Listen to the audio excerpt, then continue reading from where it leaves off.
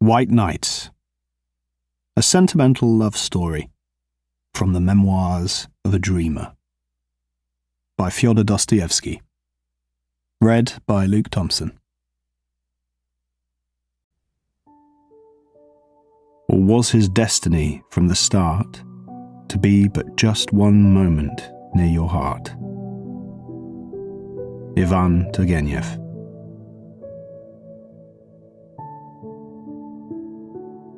The first night. It was a wonderful night. The kind of night, dear reader, which is only possible when we're young. The sky was so starry, it was such a bright sky that looking at it, you could not help but ask yourself, is it really possible for bad-tempered and capricious people to live under such a sky? That is also a young person's question, dear reader, a very young person's question, but may the Lord ask it of your heart more often. Speaking of capricious and sundry bad-tempered gentlemen, I could not help but recall my own commendable conduct throughout the whole day. From early morning, an astonishing melancholy had started to torment me. It suddenly seemed that I, so alone, was being abandoned by everyone, that everyone was deserting me. Well, of course, anyone is entitled to ask, who is everyone? Because I've been living in Petersburg 8 years now, and I've hardly been able to make a single acquaintance. But what do I need acquaintances for? I'm acquainted with all of Petersburg as it is. That's why it seemed to me that everyone was abandoning me when all of Petersburg suddenly up and left for their dachas. I was terrified of being left alone, and for 3 whole days I wandered about the city in a state of deep melancholy, not understanding in the least what was happening to me. No matter whether I went to Nevsky Prospect, or the park, or wandered along the embankment, there wasn't a single person of those whom I have been accustomed to meet for a year now in the same place at a certain time. Of course, they don't know me, but I know them. I know them intimately. I've practically learned their faces by heart, and I admire them when they are cheerful, and am crestfallen when they grow sad. I almost struck up a friendship with a certain little old man whom I meet every blessed day at a certain hour on the Fontanka. His face is so dignified and thoughtful. He's always whispering under his breath and gesticulating with his left hand, while in his right hand he holds a long, gnarled walking stick with a golden knob. He's even noticed me and shows a cordial concern for me. Should it happen that I'm not at the same place on the Fontanka at a certain hour, I'm positive that he would be crestfallen. That's why we sometimes almost greet each other, particularly when we're both in a good mood. The other day, when we had not seen each other for 2 whole days and met on the 3rd day, we almost reached for our hats, but thank goodness we came to our senses in time, lowered our hands, and passed each other by in sympathy. I also have houses that are my acquaintances. As I walk, it is as if each one I come to runs out into the street in front of me, looks out at me with its windows wide open, and almost says, "Hello, how do you do? And I thank God I'm well, but in May they're going to add a floor to me." Or, "How do you do? And I'm having some repairs done tomorrow." Or, "I almost burned down and I was so scared," and so forth. I have favourites among them. Some are intimate friends. One of them intends to be treated by an architect this summer. I'll make it a point to drop by every day so that, God forbid, they don't kill it in the process. But I will never forget what happened to a certain very pretty light pink little house. It was such a sweet little stone house. It looked at me so cordially and so haughtily at its ungainly neighbours that my heart would rejoice when I chanced to walk past. Suddenly, last week, I was walking down the street, and upon turning to look at my friend, I heard a plaintive cry. "But they're going to paint me yellow!" The scoundrels! Barbarians! They spared nothing, neither the columns nor the cornices, and my friend had turned as yellow as a canary. Almost had an attack of jaundice myself, and to this day I do not have the strength to see my poor, disfigured friend, who was painted the colour of the Celestial Empire. So now you understand, reader, how I am acquainted with all of Petersburg. I've already said that for 3 whole days I was tormented with anxiety until I guessed the reason for it. And on the street I was in a bad way. This one's gone, that one's gone, where's so-and-so got to? And I wasn't myself at home either. For 2 evenings, I tried to put a finger on what it was I found wanting in my room. Why was I so uncomfortable staying there? And with bewilderment, I examined my green, sooty walls and the ceiling from which hung a cobweb the Matrona had been cultivating with such resounding success. I looked over all my furniture, examined every chair, wondering if that was the problem. Because I'm not myself if even one chair isn't in the same place as it was the day before. I looked out the window, but it was all in vain. I didn't feel any better. I even took it into my head to summon Matrona and give her there and then a fatherly reprimand for the cobweb and for her slovenliness in general. But she merely looked at me in amazement and walked away without a word in response, so that the cobweb hangs there safe and sound to this day. It was only this morning that I finally guessed what the matter was. Why, they're all making off to their dachas and leaving me behind. Forgive the trivial style, but I'm not up to lofty turns of speech. Because, you see, everybody in Petersburg had either moved or is moving to their dacha. Because after hiring a cab, every venerable gentleman of a solid appearance was immediately transformed before my eyes into a venerable father of a family, who after his daily official duties sets off, without luggage, to the bosom of his family at the dacha, because every passer-by now has a quite special air about him, which all but says to every person he meets, "Gentlemen, I'm only here in passing, but in 2 hours I'm leaving for my dacha." If a window opens, upon which slender fingers as white as sugar had just drummed, and out leans the head of a pretty girl who calls to a peddler with jugs of flowers, I immediately, there and then, imagine that these flowers are being bought not simply so as to take pleasure in the spring and flowers in a stuffy city apartment, but because everybody is moving to their dacha, and they'll be taking the flowers with them. Moreover, I had already made such strides in my new special sort of discovery that I could already unerringly identify on the basis of appearance alone where their dacha was located. The residents of Kameny and Aptyekersky Islands, or the Peterhof Road, were distinguished by the studied elegance of their movements, their foppish summer suits, and the handsome carriages that brought them to the city. The inhabitants of Pargilova and further out, at first glance, inspired one with their prudence and respectability. The visitor to Krestovsky Island was distinguished by his unruffled, cheerful air. Whether I managed to run into a long procession of carters holding the reins as they lazily walked alongside their carts, loaded with whole mountains of furniture of every description, tables, chairs, couches, both Turkish and non-Turkish, and other household goods and chattels, on which, on top of everything, frequently would be sitting at the very summit of the load, the wizened cook, keeping watch over her master's goods as the apple of her eye.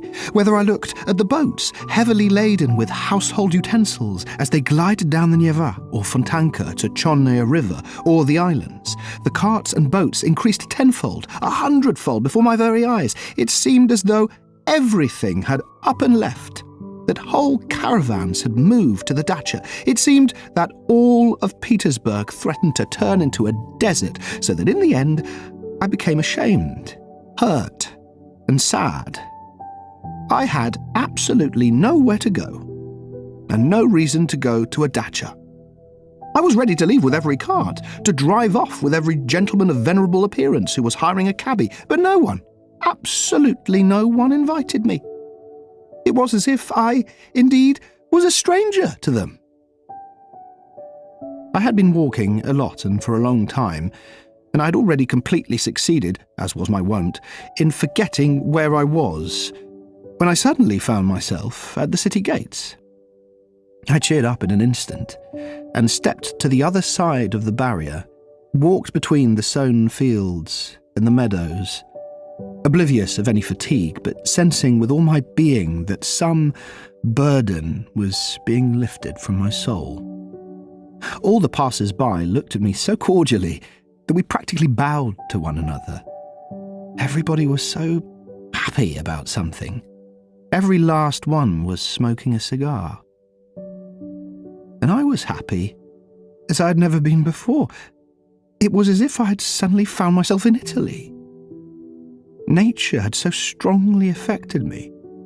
The semi-invalid city dweller who had almost died of suffocation within the city's walls. There is something inexplicably touching in our Petersburg nature, when, with the advent of spring, she suddenly displays all her might, all the powers granted her by heaven, when she bursts into leaves, dresses herself up and decks herself out in colourful flowers. Somehow, I can't help but be reminded of that weak and sickly girl at whom you sometimes look with pity, sometimes with a compassionate love, and sometimes you simply do not notice her, but then suddenly, for a moment, she somehow, unexpectedly, becomes inexplicably, wonderfully beautiful. And you, startled and intoxicated, unwittingly ask yourself, what power caused those sad, thoughtful eyes to shine with such fire? What summoned the blood to those pale, sunken cheeks? What has suffused those tender features of her face with passion? Why does that breast heave so? What was it that so suddenly summoned strength, life and beauty to the poor girl's face that it began to shine with such a smile, came to life with such a sparkling, effervescent laugh? You look around, you search for someone, you hazard a guess, but the moment passes, and perhaps tomorrow you will once again meet the same thoughtful and distracted gaze as before, the same pale face, the same submissive and timid movements, and even repentance, even traces of some sort of deadening melancholy and annoyance at the short-lived exhilaration. And you regret that the momentary beauty faded so quickly, so irretrievably, that it flashed before you so deceptively and in vain. You regret this because there was not time for you even to fall in love with her. But nevertheless, my night was better than my day. Here's what happened. I arrived back in the city very late, and it had already struck 10 o'clock as I approached my apartment. My path ran along the embankment of the canal, where at that hour you will not find a living soul. True, I live in a very remote part of the city. I was walking and singing, because when I'm happy, I'm sure to hum something to myself, like every other happy man who has neither friends nor good acquaintances, and who, in a joyful moment, has nobody with whom he can share his joy. Suddenly, the most unexpected adventure happened to me. Somewhat to the side, leaning against the railing of a canal, stood a woman. With her elbows resting on the railing, she seemed to be looking very attentively at the canal's turbid water. She was wearing a very pretty yellow hat and a bewitching black mantilla. She's a young girl. Oh, she just has to be a brunette, I thought. It seems she had not heard my steps. She didn't even stir when I walked past, with bated breath and with my heart beating violently. Strange, I thought. She must be completely absorbed by something. And suddenly I stopped, rooted to the ground. I had heard a muffled sob. Yes! I hadn't been deceived. The girl was crying. And a minute later, there was another whimper, and then another. My God! My heart sank. And no matter how great my timidness with women, this was hardly the time. I turned around, took a step in her direction, and would certainly have uttered the word "Madam," but for the fact that I knew that this exclamation had already been uttered 1,000 times in all our Russian society novels. That was the only thing that stopped me. But while I was searching for a word, the girl came to her senses, glanced back, recollected where she was, cast her eyes down, and slipped past me along the embankment. I set off after her at once, but when she realised this, she quit the embankment, crossed the street, and set out walking down the pavement. My heart was fluttering, like a captured little bird. Suddenly, a certain incident came to my aid.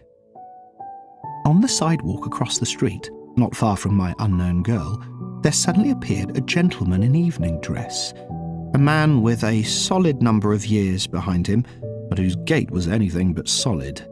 He walked, reeling and carefully leaning against the wall. The girl, meanwhile, walked as straight as an arrow, hurriedly and timidly, as girls generally do when they don't want someone to offer to see them home at night.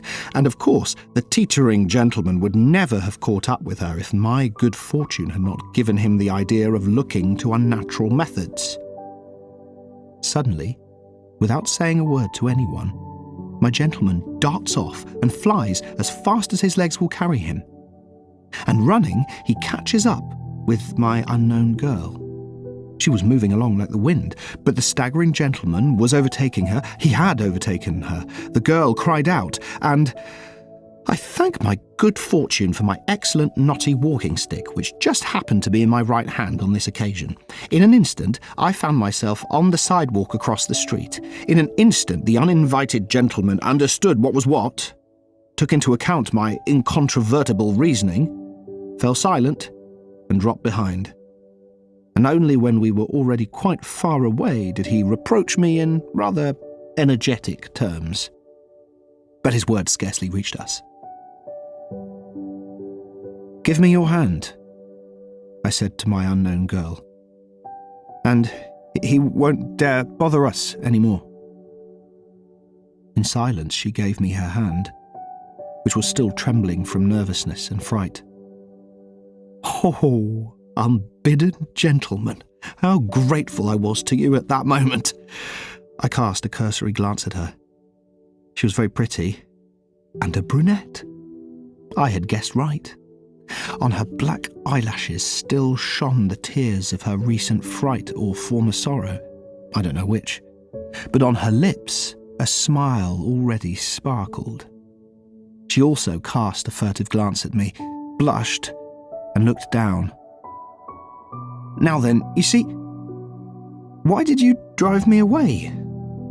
If I'd been there, nothing would have happened." "But I didn't know you. I thought that you, too." "But you really know me now?" "A little bit." "Now then, for example, why are you trembling?" "Oh, you guessed right from the very first," I answered, delighted that my girl was clever. That is never a bad thing where beauty is concerned. "Yes, you guessed from the very first glance the sort of person you're dealing with. Yes, it's true. It's true. I'm timid with women. I'm nervous, I won't deny it. No less than you were a moment ago when that gentleman frightened you. I'm frightened now. It's like a dream. But even in my dreams, I never guessed that I would ever talk with a woman." "What? Really?" "Yes. If my hand is trembling, then it's because such a pretty small hand like yours has never clasped it before. I've grown quite unused to women. That is, I never became used to them. You see, I'm alone. I don't even know how to talk to them. Even now, I don't know whether I've said something stupid to you. Tell me, frankly, I should tell you that I don't take offence easily." No, nothing. On the contrary. And since you're already asking me to be candid, then I will tell you that women like such timidity. And if you want to know more, then I like it as well. And I won't send you away until we reach my house. "Oh, you'll make it so," I began, gasping with delight, "that at once I'll stop being my timid self, and then farewell all my methods." "Methods? What sort of methods? For what? Now that's not very nice." "Guilty. I won't do it anymore. It was a slip of the tongue. But how do you expect me at a moment like this to have no desire to be liked? Is that it?" "Well, yes, for God's sake. Be kind. Consider who I am. You see, I'm already 26 years old, but I don't ever see anyone. So then, how can I speak well, cleverly, and to the point? It will be to your advantage if everything comes out in the open. I don't know how to keep quiet when my heart is speaking inside me. Well, it doesn't matter. Believe it or not a single woman. Ever. No acquaintances at all. And all I dream of every day is that at long last I will finally meet someone. Oh, if only you knew how many times I've fallen in love like that." "But how? With whom?" "Why, with nobody, with an ideal, with the one I see in my dreams. I create entire love stories in my dreams. Oh, you don't know me. It's true, of course, I couldn't help meeting 2 or 3 women, but what sort of women were they? They were all landladies or something like that. But I'll make you laugh when I tell you that several times I've thought of striking up a conversation just like that, without ceremony, with some aristocratic lady on the street, when she is alone, it goes without saying, to speak, of course, timidly, respectfully, deferentially, ardently, to say that I am perishing all alone, so that she wouldn't drive me away, that I don't have the means to get to know any woman, to suggest to her that a woman is duty-bound not to spurn the timid entreaty of such an unfortunate man as I, that in the end all that I'm asking her for is merely to say a few brotherly words to me, with sympathy, not to drive me away at the very first moment, to take me at my word, to listen to what I have to say, to laugh at me if she likes, to give me hope, to say a few words to me, just a few words, even if we never meet again afterwards. You're laughing. But then, that's why I'm telling you. Don't be annoyed. I'm laughing at the fact that you are your own worst enemy. And if you had tried, perhaps you might have succeeded, even though it was all taking place on the street. The simpler, the better. Not a single kind-hearted woman, provided she wasn't silly or particularly angry about something at that moment, could have brought herself to send you away without those few words that you pleaded for so timidly. But what am I saying? Of course, she would have taken you for a madman. You see, I was judging by myself. But I know a lot about how people on this earth live. Oh, thank you, I cried out. You don't know what you've done for me today. Very well, very well. But tell me, how did you recognize me to be the sort of woman with whom you considered worthy of attention and friendship? In a word, not a landlady, as you put it. Why did you make up your mind to approach me? Why? Why? But you were alone. That gentleman was too brazen. It's night now. You must agree that it was my duty. No, even earlier. There. On the other side. You wanted to approach me then, didn't you? There? On the other side? I truly don't know how to answer, I'm afraid. Do you know, today I was happy. I was walking, singing. I'd been on the outskirts of the city. I'd never experienced such happy moments before. You, it seemed to me, perhaps. Well, forgive me for reminding you. It seemed to me that you were crying, and I couldn't bear to hear it. It made my heart ache. Oh my God, surely I might feel pangs of anguish for you? Surely it was not a sin to experience brotherly compassion for you? Forgive me, I said compassion. Well, yes, in a word, could I really have offended you by impulsively taking it into my head to approach you? Stop, enough.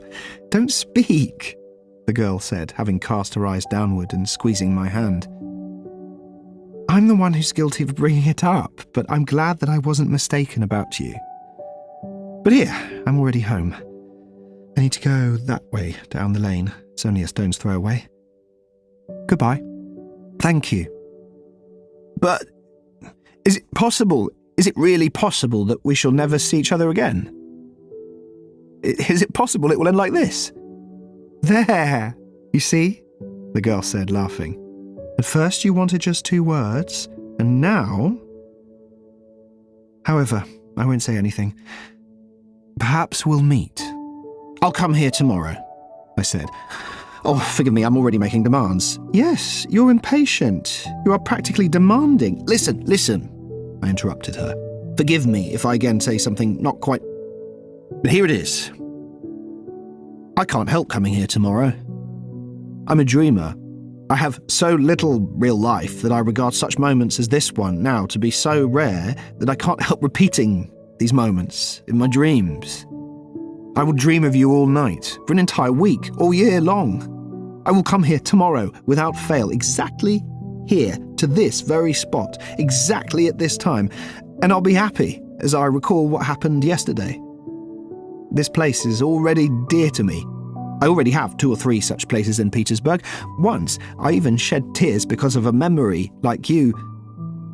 Who knows, perhaps 10 minutes ago, you, too, were crying because of a memory. But forgive me, I forgot myself again. Perhaps at one time you were particularly happy here. Very well. the girl said. "Perhaps I will come here tomorrow, also at 10 o'clock. I see that I can't forbid you. The fact of the matter is that I have to be here. Don't think that I'm arranging a meeting with you. I'm warning you in advance that I need to be here for myself. But, you see, well, I'll tell you frankly, it would be nice if you did come. In the first place, there might be some more unpleasantness, like today, but that's beside the point. In a word, I'd simply like to see you, so I could say a few words to you. Only please don't think ill of me now. Don't think that I arrange meetings so casually. I would have made one, but let that be my secret. Only we must make an agreement in advance." An agreement? Speak, tell me all beforehand. I'll agree to everything, I'm ready for anything, I exclaimed in delight. I'll answer for myself. I will be obedient, respectful, you know me. "It's precisely because I do know you that I'm inviting you to come tomorrow," the girl said, laughing. "I know you completely, but see that you come on the following condition. First, only be so kind as to do what I ask. You see, I'm speaking candidly. Don't fall in love with me. That's impossible, I assure you. I'm prepared to be your friend. Here's my hand. But falling in love is impossible, I beg you." "I swear," I cried as I clasped her hand. Come, don't swear, you see. I know that you're capable of flaring up like gunpowder. Don't condemn me for speaking like this. If you only knew. I also have no one to whom I can say a word, from whom I can ask advice. Of course, the street is not the place to look for advisors, but you're an exception. I know you so well, as if we had been friends for 20 years. You won't betray me, will you? You'll see. Only, I don't know how I'm going to survive the next 24 hours. Sleep well, good night, and remember that I've already put myself into your hands. But your exclamation just now put it so nicely. Must one really account for every feeling, even for brotherly sympathy? Do you know, that was put so nicely that I suddenly thought that I might confide in you. By all means, but about what? What's it about? Until tomorrow. Let it be a secret in the meantime. It will be better for you that way. Although from a distance it will look like a love story. Maybe I'll tell you tomorrow and maybe not. I'll talk with you a bit more first. We'll get to know each other better. Oh, and tomorrow I'll tell you everything about myself. But what is this? It's as though a miracle were happening to me. My God, where am I? Well, tell me, aren't you glad that you didn't get angry as another woman would have done and drive me away from the very beginning? 2 minutes, and you've made me happy forever. Yes, happy. Who knows, perhaps you have reconciled me with myself, resolved my doubts. Perhaps such moments overwhelm me. Well, I'll tell you everything tomorrow. You'll learn everything about me. Everything. Very well. I accept. And you'll start first. Agreed. Goodbye. Goodbye. And we parted. I walked all night long. I couldn't make up my mind to go home. I was so happy. Until tomorrow.